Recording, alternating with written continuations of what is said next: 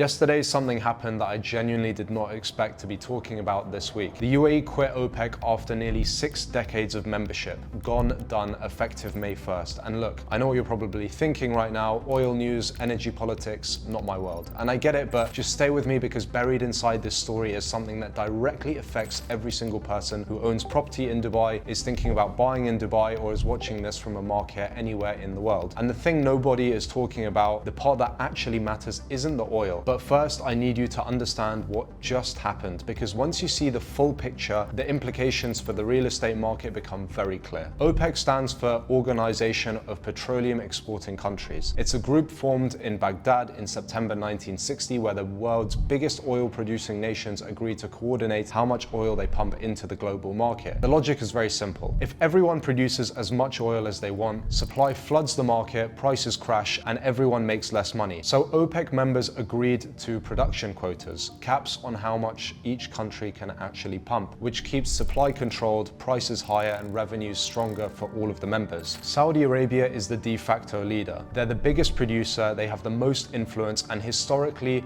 what Saudi Arabia wants, OPEC does. The UAE has been a member since 1967, when the Emirate of Abu Dhabi joined, 4 years before the UAE even existed as a country. They continued that membership right throughout the federation's formation in 1971. That's nearly 6 decades. And in that time, the UAE became one of the most important members, the third largest producer in the group, behind only Saudi Arabia and Iraq. But here's where things get really interesting. For years, there's been tension between the UAE and Saudi Arabia on the inside of OPEC, very quiet and behind closed doors. The kind that didn't make headlines, but everyone in the energy world knew about. The UAE has been investing massively in expanding its oil production capacity. ADNOC, Abu Dhabi's national oil company, following 150 billion dirham spending program, is now close to achieving 5 million barrels per day of production capacity by 2027. That's a serious number, but under OPEC quotas, they couldn't fully utilize the capacity, and they were being told to hold back, produce a lot less than what they were actually capable of, leaving money on the table every single day. And then came the war with Iran. Iranian missiles and drones targeting the Gulf, the Strait of Hormuz, the narrow channel between Iran and the Oman border, through which roughly 1/5 of the world's crude oil and LNG normally flows through. This became a flagship point. The shipping was disrupted. The UAE's oil exports, which were at 3.4 million barrels per day before the conflict, dropped by 44% to around 1.9 million barrels per day in March alone. And in the middle of all of that, the UAE looked at OPEC, looked at Saudi Arabia, and they also looked at their own national interests, and they made a decision. We're done. And here's the first thing I want you to hold on to, because I'm going to come back to this later on in the video, and it's one of the most important parts in the entire video. The UAE didn't just leave an oil cartel, they made a statement. With no production quota, the UAE can pump as much oil as it possibly can. Their current capacity is approaching 5 million barrels per day, with a stated target to reach that fully by 2027. Before the Hormuz disruption, they were producing 3.4 million barrels per day. Once regional stability returns and shipping lanes reopen, and they will, the UAE won't just return to 3.4, they'll go even higher without OPEC telling them to stop. Let's be conservative on price. Say oil averages $70 a barrel as things normalize. At 5 million barrels a day, that's roughly $350 million a day in oil revenue and around $127 billion a year. The gap between that number and what OPEC quotas were allowing them to capture, that gap is what just opened up. And when the UAE government has more money, and I mean significantly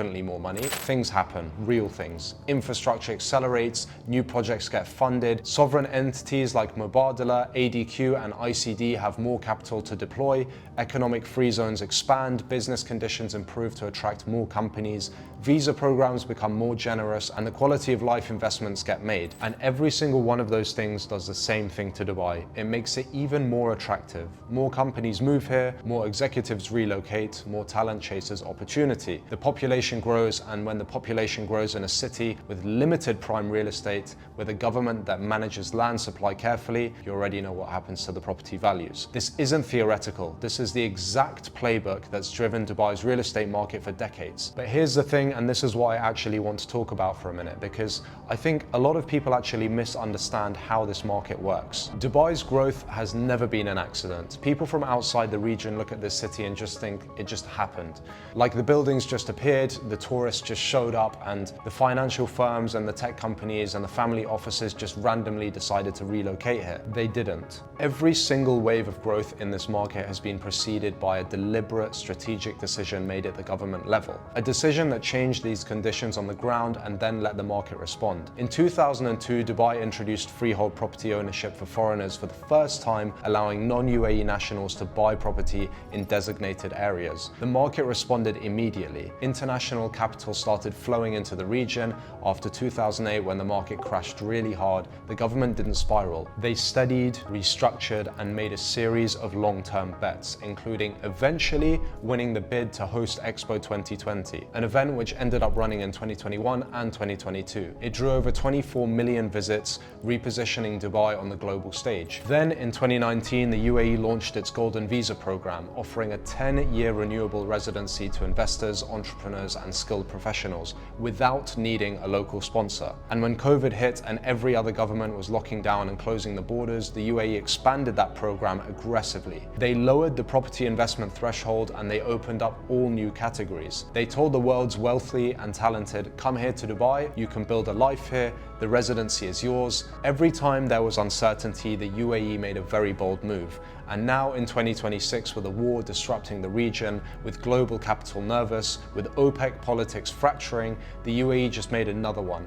They cut themselves free. They said, you know what, we're not going to be constrained by anyone else's agenda. We're going to produce what we can produce, we're going to grow what we can grow, and we're going to build what we can build. Now, think about that from an investor's perspective, not a property investor specifically. I'm talking about global capital. Sovereign wealth funds, ultra-high net worth families, private equity, family offices setting up in Geneva and Singapore and London right now watching this. What signal does that actually send? Here's something most people don't understand about how serious money moves. Wealthy investors don't just look at returns. Returns are table stakes. They look at something much harder to quantify. They look at conviction. They ask, does this government believe in what it's building? Is it willing to make hard decisions and protect and grow its economy? Is it a place that will look after my capital, not just today, but in 20 years' time from now? And the answers to those questions doesn't come from a spreadsheet. It comes from watching how a government behaves under pressure. The UAE has now been under real pressure for months.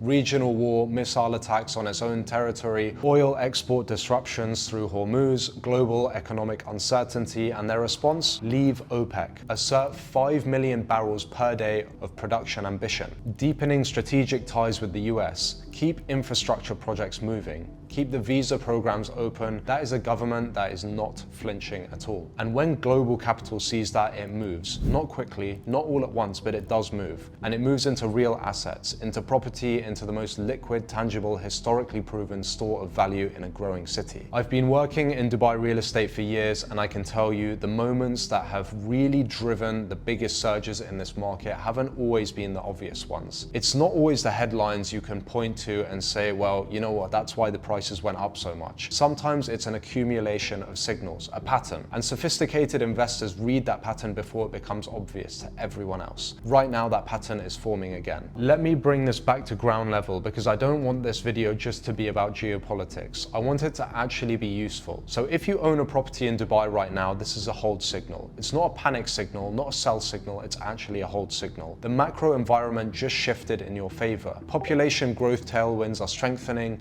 government revenue is expanding, investor confidence is building. Those things take time to fully show up in prices, but they do show up. If you're sitting on the sidelines thinking about entering this market, understand what you're actually weighing. You're not just buying a property, you're betting on a government, and you're betting on whether that government will continue to make bold, strategic decisions to grow and expand and protect the value of assets within it. The track record of that government, the actual evidence over 2 decades says yes. And the last 48 hours just added another point to that case. If you're a global investor watching Dubai from outside and you haven't moved capital here yet, ask yourself, what are you waiting for? Lower prices in prime locations, the evidence doesn't point that way. More certainty, in today's world, this is about as close as it gets. I want to go back to what I said at the very beginning of this video. The UAE didn't just leave the oil cartel. They made a statement to OPEC, Saudi Arabia, and to Iran. To every investor watching globally, we move on our own terms at full speed without asking anyone's permission. And here's the thing about that statement, and it's not new. If you've been paying attention to this country for the last 2 decades, that's the same statement they've been making over and over again. With every visa reform, with every infrastructure project, and with every strategic pivot, the OPEC exit is just the loudest version of the message they've been sending for years. And every single time they've sent that message, Dubai Property has rewarded the people who are paying attention. I'm paying attention, and if you're watching this, so are you.